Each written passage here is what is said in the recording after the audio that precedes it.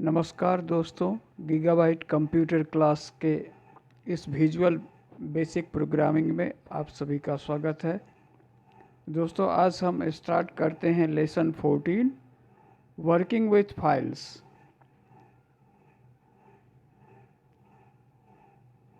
Visual basic में हम file को कैसे क्रिएट करेंगे और उससे हम कैसे वर्क करेंगे, इसके बारे में दोस्तों हम लोग जानते हैं। अब till lesson 13 we are only creating programs and could accept data at run time। हम लोग अभी तक दोस्तों प्रोग्राम को क्रिएट करते थे और डाटा रन टाइम में डाटा एक्सेप्ट करते थे। When a program is terminated, जब प्रोग्राम समाप्त हो जाती थी, एक्सिक्यूशन टर्मिनेट कर जाता था, द डाटा ऑल्सो डिसअपियर, और वह डाटा गायब हो जाता था। Is it possible to save the data accepted by the वीबी?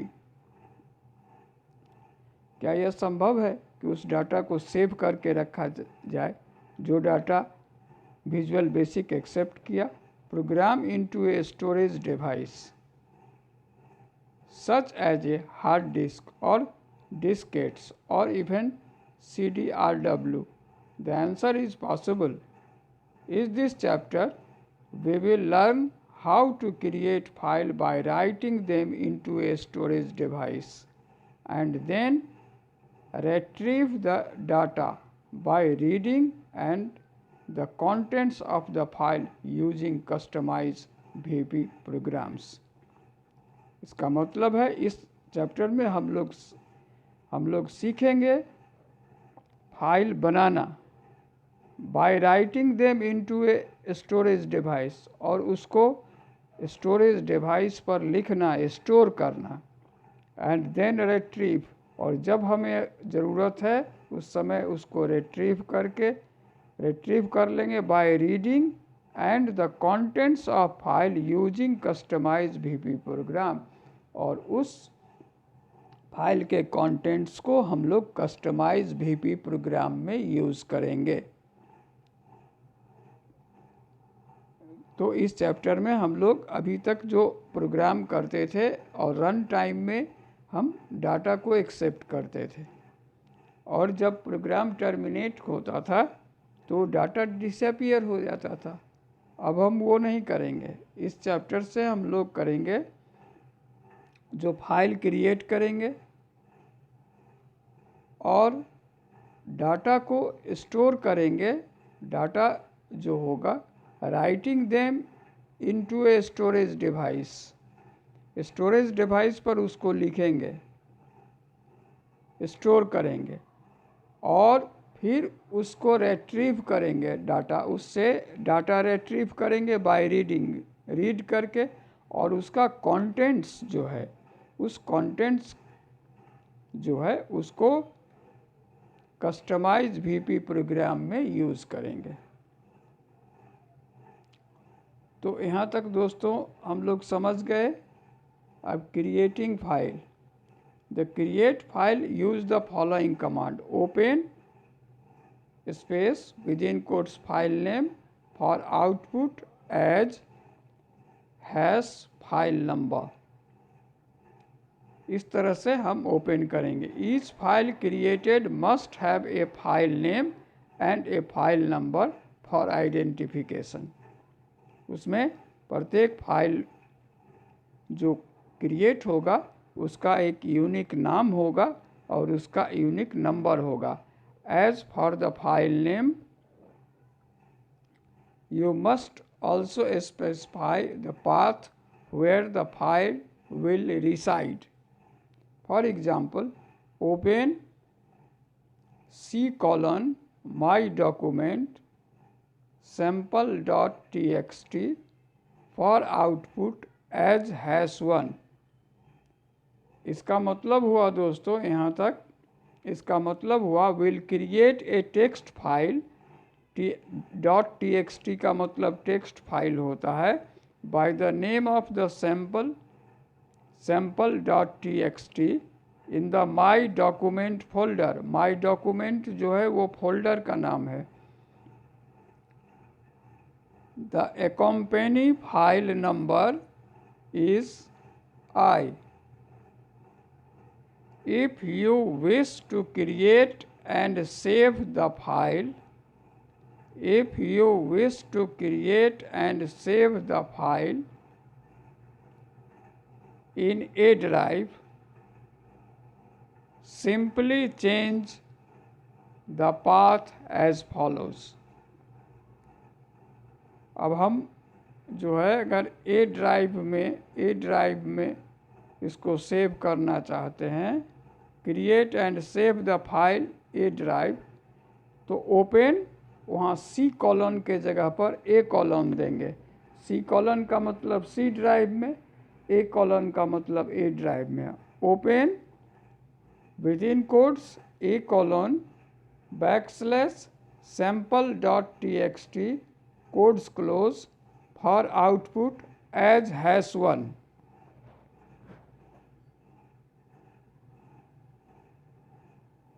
तो यहाँ तक हम लोग समझ गए दोस्तों।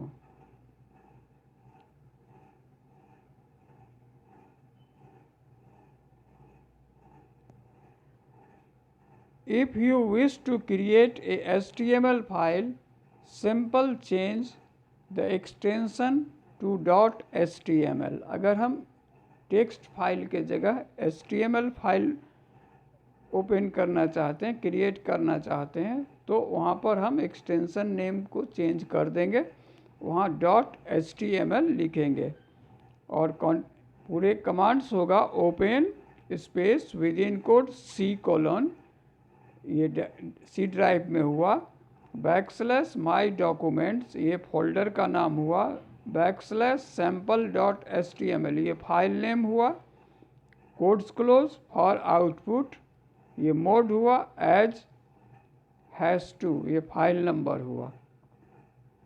Sample program create a text file.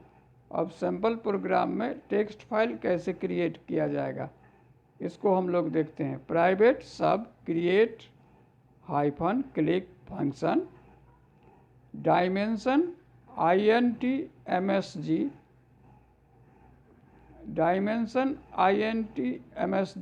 As string. ये INTMSG एक लोकेशन है, ये डायमेंशन जो है उसका नाम है और इसका मोड जो है एज स्ट्रिंग की तरह है। Dimension student name as string.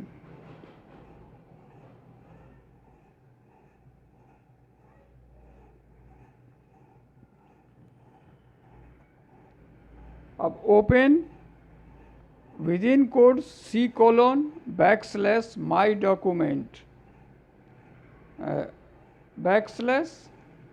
तो ये ओपन सी कॉलन ड्राइव है, स्पेसिफिकेशन है, सी कॉलन सी ड्राइव में हुआ।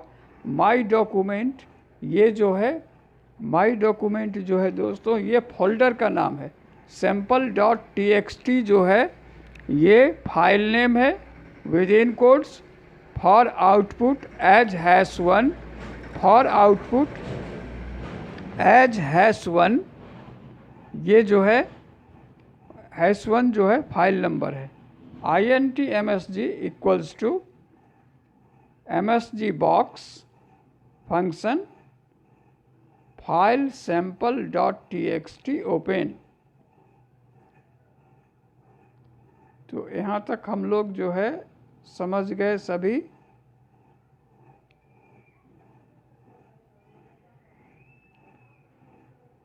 Students name equals to input box within parenthesis enter the student's name, print #1 student name। INT print #1 student's name ये file #1 है, #1 से students name को लेके print करेगा। INT मैसेज MSG ये लोकेशन है और इसमें स्टोर हो रहा है मैसेज बॉक्स फंक्शन में writing a macro students name, macro to macro close, फिर टू सैम्पल डॉट टेक्स्ट। तो यहाँ पर MSG बॉक्स फंक्शन के अंदर राइटिंग ए ये लिखना है मैक्रो, और ये जो है स्टूडेंट्स नेम, ये स्टूडेंट्स नेम का वैल्यू जो पार्टिकुलर रिकॉर्ड के लिए है उसका है, और ये टो सैम्पल डॉट TXT ये फाइल नेम है। क्लोज #1 यहाँ फाइल नेम फाइल क्लोज हो गया। INT MSG equals to MSG box parenthesis के अंदर file sample dot text close find sub. The above program will create a file sample.txt in my documents folder and ready to receive input from user. Any data input by user will be saved in this text file. Users का से जो भी input होगा वो इस file में save होगा। तो दोस्तों यहाँ तक जो है हम लोग सभी ये काम कर लिए।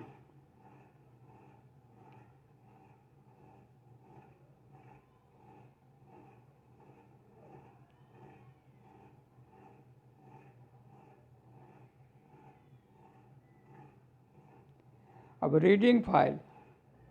To read a file created in section 14.2, you can use the input hash statement. However, we can only read the file according to the format when it was written. You have to open the file according to its file number and the variable that hold the data. We also need to declare the variable using the dime command. To read a file, create the section 14.2.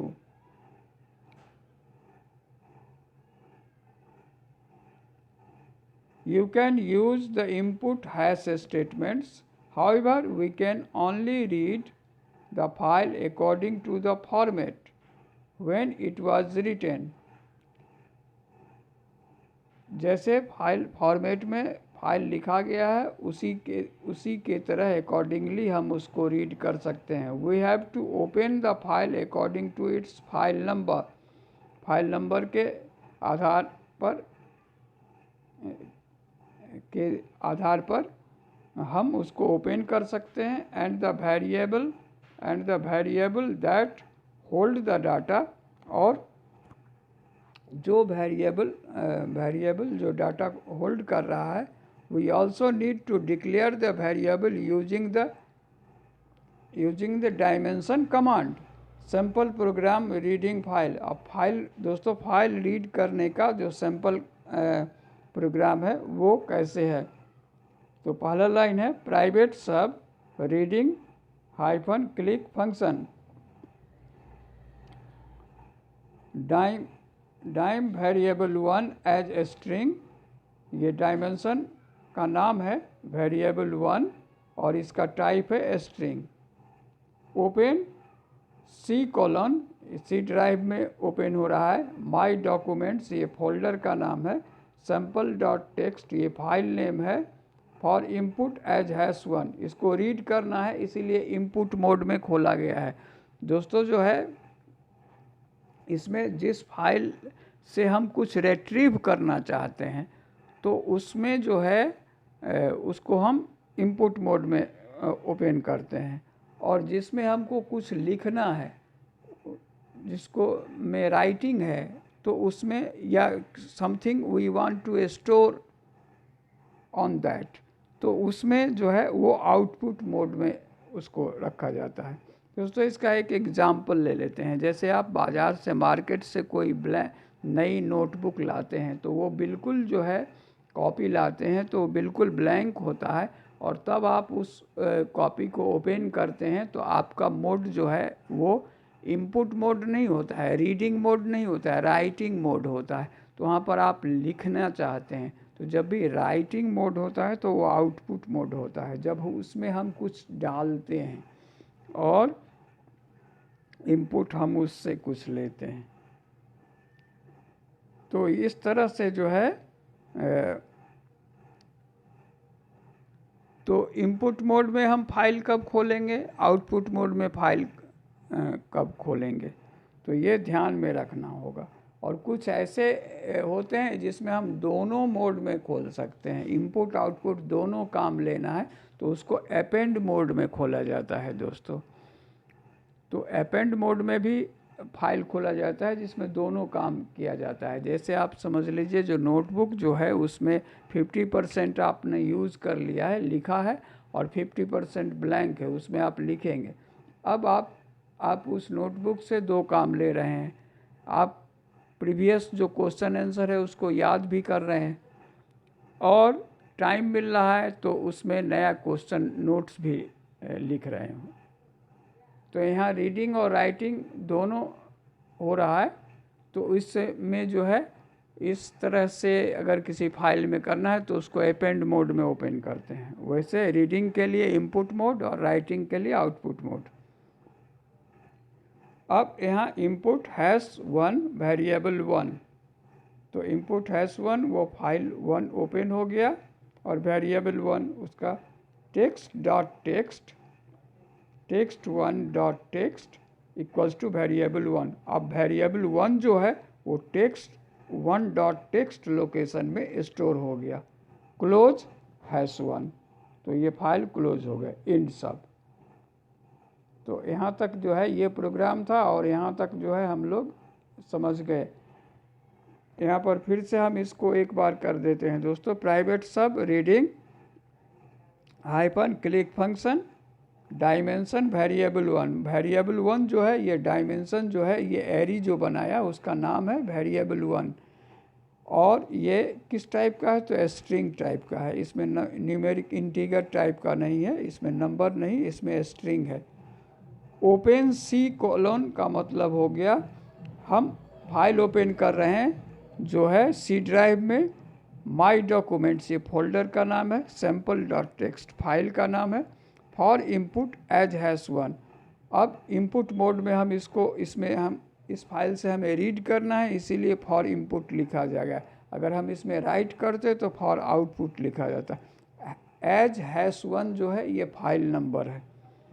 Input #1 उसी file का को read किया गया variable 1। अब text1.text ये एक location है दोस्तों, equals two variable 1।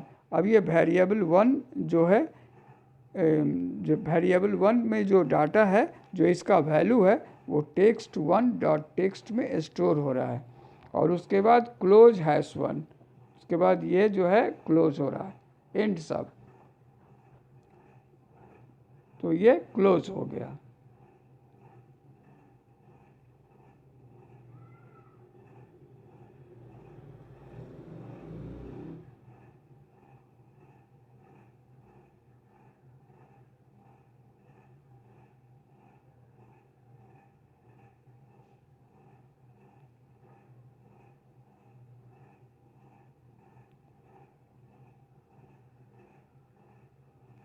Working with files में जो है फिर से हम लोग इसको रिकैप करते हैं दोस्तों। वर्किंग विथ फाइल्स, तो फाइल हम क्यों क्रिएट करते हैं दोस्तों, तो अभी तक आपने जो प्रोग्राम क्रिएट किया था उसमें डाटा एक्सेप्ट किया यूजर्स के द्वारा रन टाइम। जब हम फाइल प्रोग्राम को रन करते थे उस समय हमने यूजर्स के द्वारा जो डाटा स्टोर एक्सेप्ट किया वो प्रोग्राम टर्मिनेट होने के साथ ही वो डाटा डिस्ट्रॉय हो गया, हम उसको सेव नहीं कर पाए। ठीक है, लेकिन अगर वर्किंग विथ फाइल्स, अगर फाइल्स के ज़रिए अगर होता है तो वो डाटा सेव होगा और बाद में भी हम उसका यूज कर सकते हैं। यही है वर्किंग विथ फाइल्स से फ़ायदा। तो वर्किंग विथ फाइल से फ़ायदा क्या है, तो इसमें जो है जो डाटा रन टाइम के समय में जो है हम एक्सेप्ट करते हैं यूजर्स के द्वारा, उसको हम रीयूज़ कर सकते हैं, फिर से उसको रिट्रीव कर सकते हैं further in future so many times. और यही इस चैप्टर में है। तो इसमें पूरी तरह से दोस्तों हम लोग देखें कैसे हम लोग इसको फाइल को क्रिएट कर सकते हैं। अब फिर